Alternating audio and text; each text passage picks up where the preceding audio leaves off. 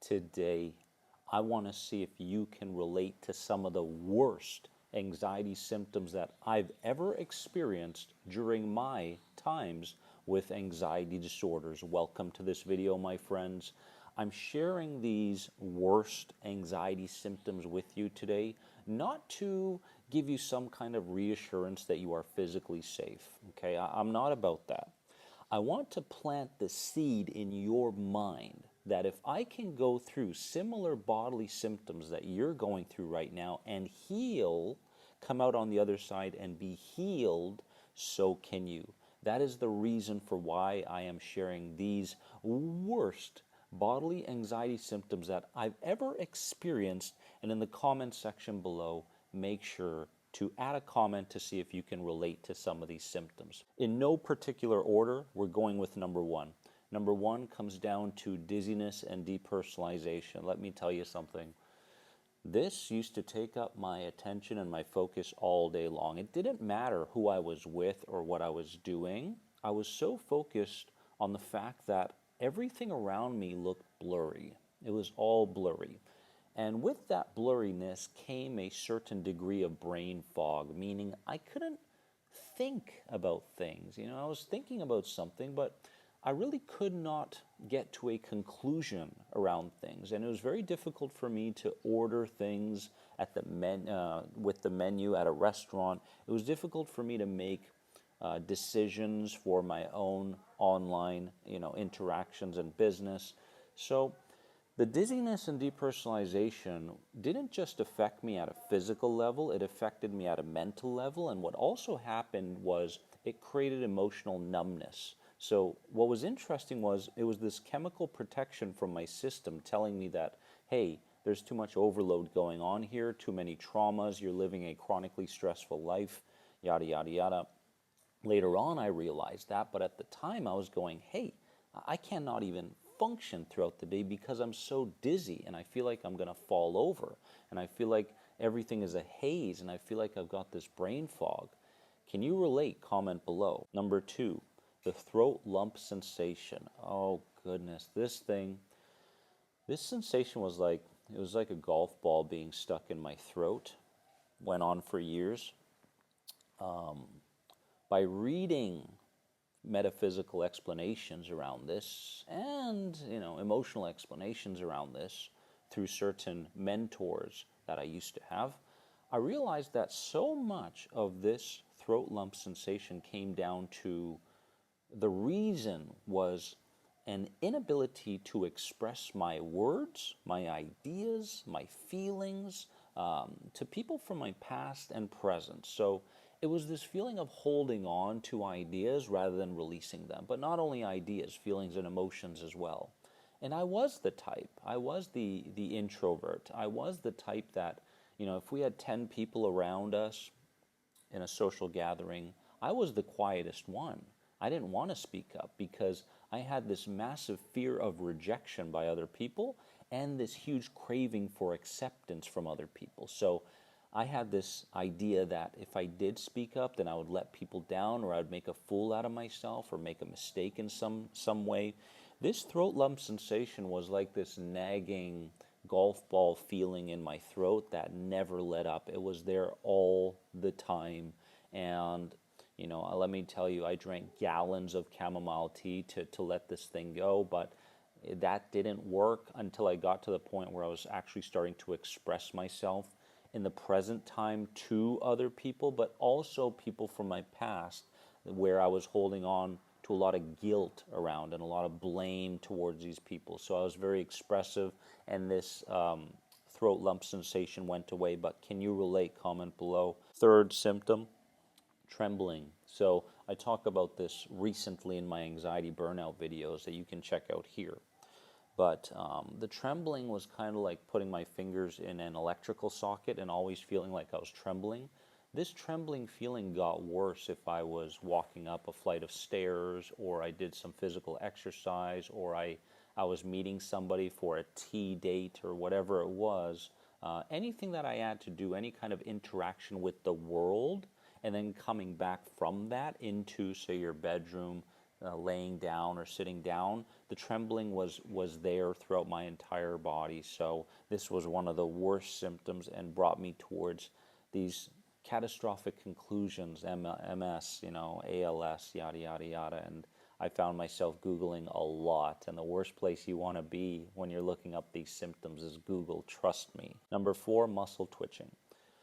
Muscle twitching, for me, it was mainly in my arms, in my triceps area, but it also progressed to different areas of my body. The muscle twitching was quite bothersome because it was so involuntary. There was nothing around me that was causing it. I was looking around, I was hearing, feeling, tasting, smelling things, and consciously I was safe, but at a deeper level, this involuntary muscle twitching was there all the time when I was resting. So it wasn't there when I was interacting with the world and I was doing things, but when I was resting, I was very aware of the muscle twitching. Can you relate? Comment below. The next symptom I want to talk about is intense muscle stiffness. Now, this intense muscle stiffness was really bothersome for me during sleep times. It didn't allow me to sleep. I had this huge stiffness in my legs, and it felt like there was this heated feeling in my legs, but it also traveled to different areas, of course. But we need to understand that most of what we are throughout the day is unconscious, and things are happening involuntarily through our bodies all the time. And so this became a habit. No matter what I did, my body would tense up, tense up, tense up. And without me knowing it, I was going through my entire day with a very tense body.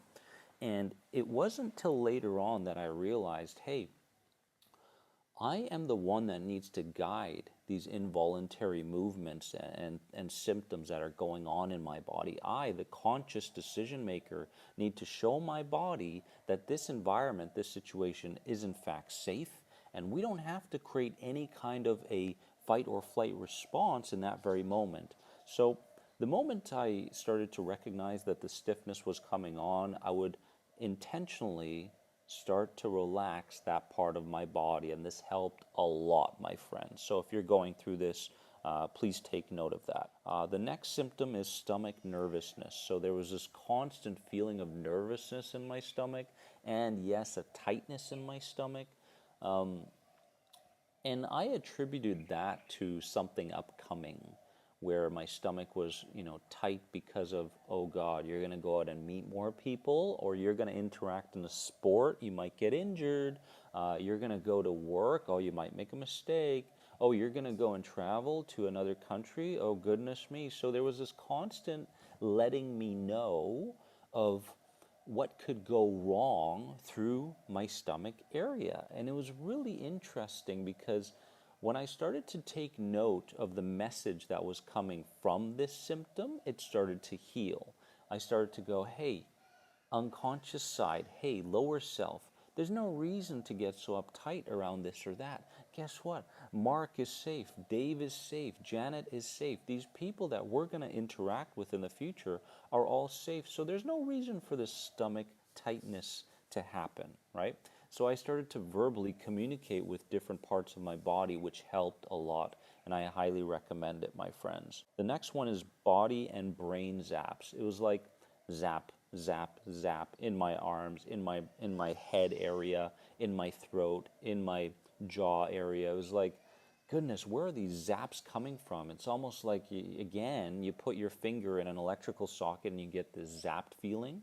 But this is the kind that doesn't stick around. It just kind of zaps you and it goes. So if you can relate, comment below. That's another really bothersome one in the very moment. The next one, constant head pressure. And this doesn't mean head pain. It doesn't mean migraines. It means there's this pressure in your head. It feels fully loaded all the time, right? Now, again, with every symptom comes a message, and the message here was that I was looking to interact with the world and solve all my problems through a head or a mind area. So I attributed worry and overthinking and the analytical mind to the very resources that I needed to use to solve all my problems. So as soon as something happened, I went to worry. As soon as something happened, I started to overly analyze it. As soon as I was done with the situation, I would reflect on it. But this was all going on at a mental level. And I realized that all of this mental activity was creating this head pressure that simply didn't leave my life. And it was really, really bothersome. Can you relate? Comment below. Next one is hard heart palpitations. Now, for me, it wasn't so much that it was fast heartbeats, but it was hard heartbeats. And most of the time when I saw this happening was like when I was in the bath and I was taking a relaxing bath and the water would kind of rise and go down.